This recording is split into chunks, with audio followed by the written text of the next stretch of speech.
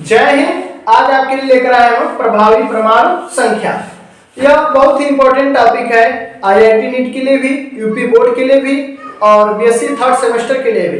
यह coordination chapter का topic है और यह बहुत ही इंपॉर्टेंट टॉपिक है। यह कौन दिया था, यह इसका क्या रोल है और इस कैसे निकाला जाएगा इफेक्टिव एटॉमिक नंबर, इसमें बताया गया। तो सबसे पहले इसके हम डिफिनेशन को शुरू करते हैं। तो यह है effective atomic number in EAR that represent the total number of electrons surrounding the nucleus of a metal atom in a metal complex। यानी metal complex in A nucleus of metal atom. और देखिएगा metal complex अलग होता है और nucleus of metal atom. The surrounding number of electron surrounding represent the total number। अब आप फिर से ध्यान सुनिएगा, effective atomic number that represent the total number of electron surrounding the nucleus of a metal atom in a metal complex। यानी जितने भी हमारे जो परमाणु धातु परिसर होते हैं, ठीक, तो देखिए आप जो भी धातु परिसर में एक धातु परमाणु के नाभिक के चारों इलेक्ट्रॉनों की संख्या को क्या करता है, प्रतिनिधित्व करता है, वही क्या होता है, प्रभावी परमाणु संख्या होती है। इसके हिंदी में हम देख लेंगे, प्रभावी परमाणु संख्या जो धातु परिसर में एक धातु परमाणु के नाभिक के चारों ओर इलेक्ट्रॉनों की कुल संख्या का क्या करता है, प्रतिनिधित्व करता है, वही हमारा प्रभावी परमाणु संख्या होता है। इसका सबसे मेन काम क्या है, यह हमें बताता है क्वानी कॉम्प्लेक्स जो होंगे उसका स्टेबिलिटी बताती है कि कॉम्प्लेक्स की स्टेबिलिटी क्या होगी, यानी कितना स्टेबल है वो। इसीलिए 1923 में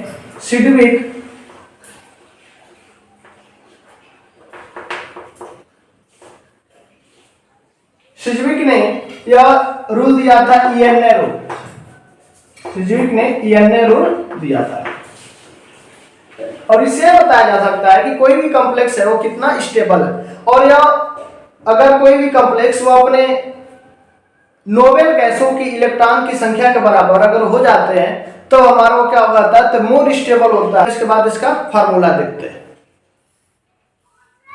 इसका फार्मूला क्या होता है, EAN इक्वल टू होता है atomic number of central metal atom या आयन, कि जो सेंट्रल मेटल है उसका हमारा एटॉमिक नंबर क्या है, oxidation state of central metal atom plus coordination number multiply two यानी atomic number of central metal. चलिए हम एक यहाँ पे कोई सी भी कॉम्प्लेक्स लिखते हैं,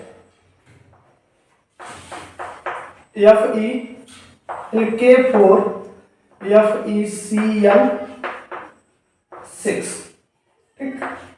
तो जो Fe है यह क्या है, पूरा हमारा कॉम्प्लेक्स है, यहां तक कि जो आप देख रहे हैं ये क्या है, कॉम्प्लेक्स है।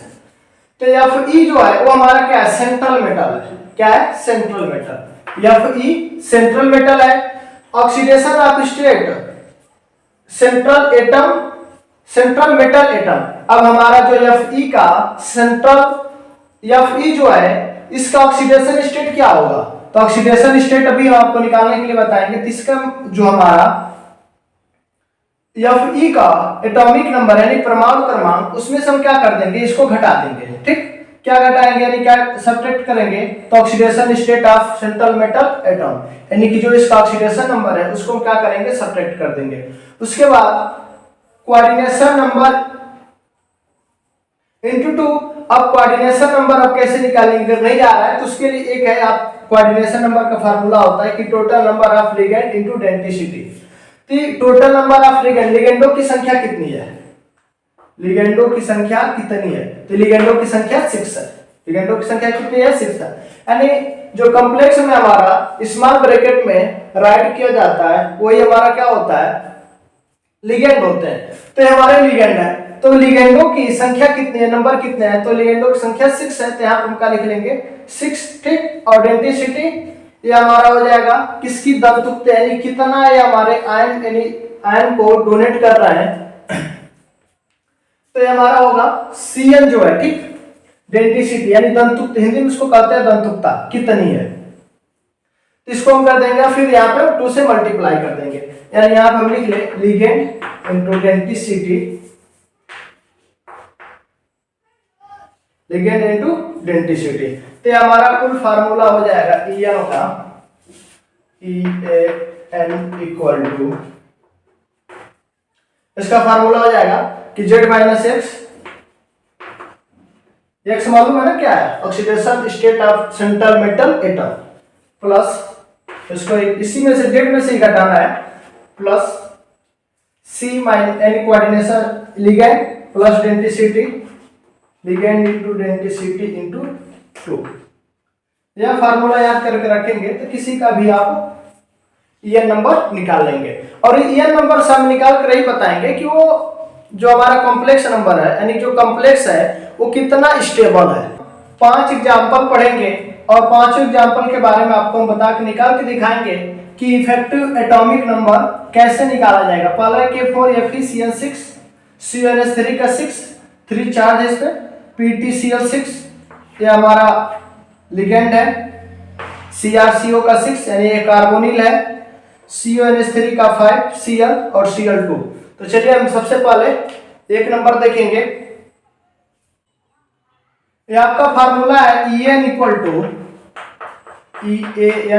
To Z minus x.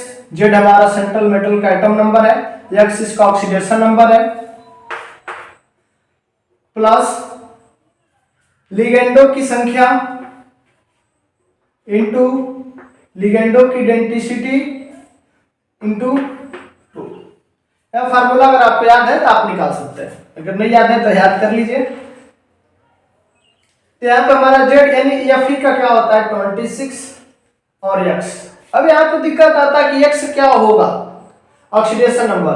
तो चलिए यहाँ पे हम आपको निकाल कर दिखाते हैं ऑक्सीडेशन नंबर।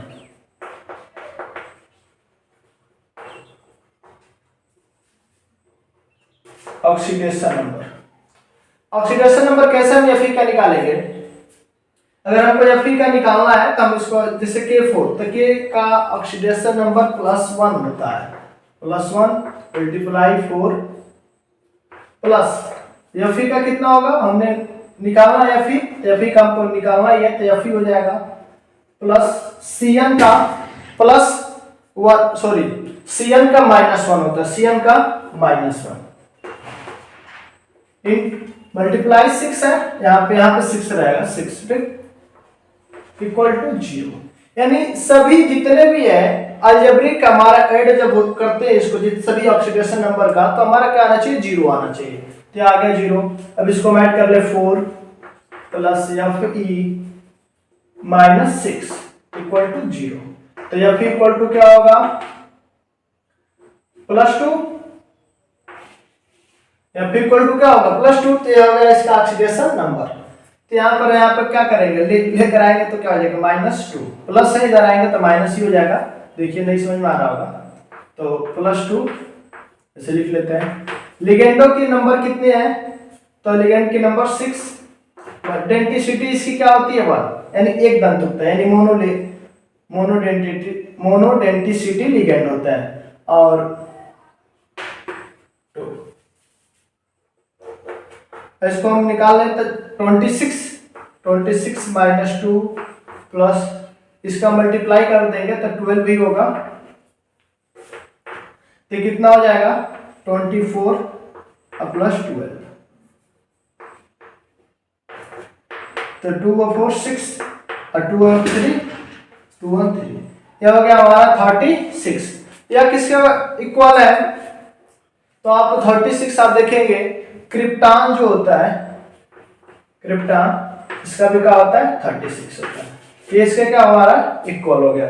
इस कॉम्प्लेक्स का जो हमारा ये नंबर है वो क्या हो गया, क्रिप्टॉन के इक्वल हो गया, यानी यह बहुत ज्यादा स्टेबल है।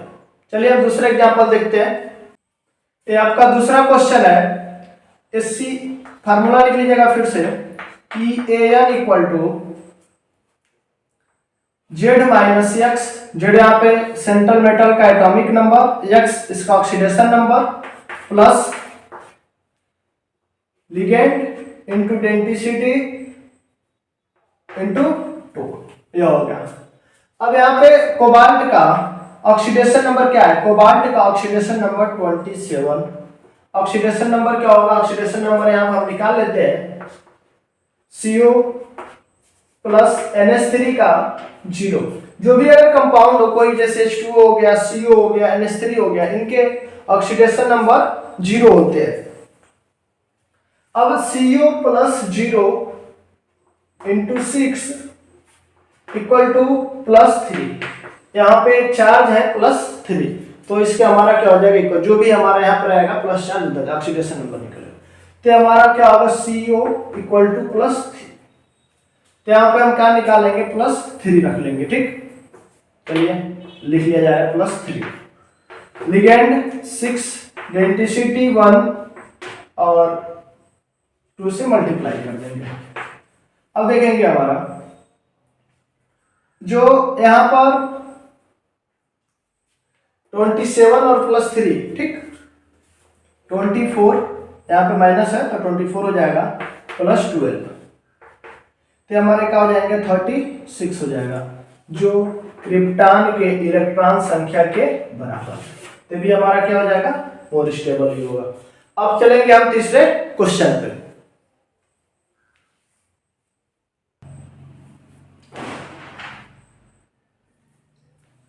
यह तीसरा क्वेश्चन PTCl का 6 -। अब इसमें में देखेंगे कि जो प्लेटिनम है, ठीक, अब प्लेटिनम का ऑक्सीडेशन नंबर क्या होगा? इसका हमारे लिगेंड की डेंसिटी क्या होगी? अगर ये जान रहे हैं तो फिर से इस क्वेश्चन में देखेंगे, EAN equal to Z-X plus ligand into density into 2। ये 2 क्यों लिखा जा रहा है फार्मूले में? क्योंकि हमारा जो हमारे ये होते हैं क्लोरीन, ये क्या करते हैं? 2 इलेक्ट्रॉन देते हैं। कितने इलेक्ट्रॉन देते हैं? इलेक्ट्रॉन पेयर, यानी 2 इलेक्ट्रॉन, इसलिए इसको 2 लिखा जाता है। जेड हमारा हो जाएगा यो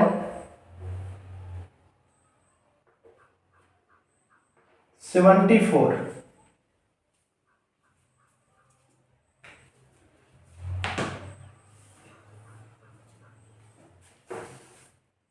जेड हो जाएगा हमारा यह 78 -x, फिर से x हम ऑक्सीडेशन नंबर इसका हम निकालेंगे प्लेटिनम का, तो PT प्लेटिनम प्लस क्लोरीन का -1, ठीक, इंटू 6 इक्वल टू -2। यहाँ पे -2 है तो -2 रहेगा। अगर कुछ नहीं आता तो 0 होता। जैसे पिछले वाले क्वेश्चन में आपने 2 नंबर क्वेश्चन देखा कि +3 था तो उधर क्या था? +3। जो भी चार्ज रहेंगे वही हमारा क्या हो जाएगा? इक्वल हो जाएगा। नहीं है तो 0 की इक्वल होगा। तो PT -6 इक्वल टू -2, तो उधर जाएगा तो PT इक्वल टू क्या हो जाएगा?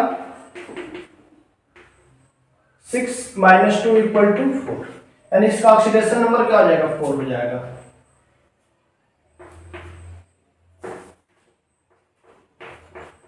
+4।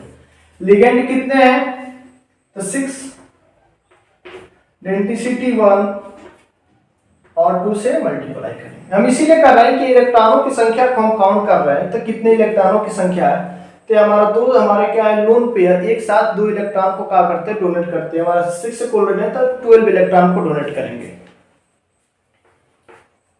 अब देखिएगा 78 में 74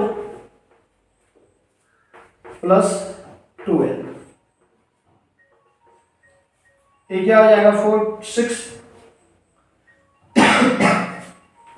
और 7, 8, 6 हो जाएगा।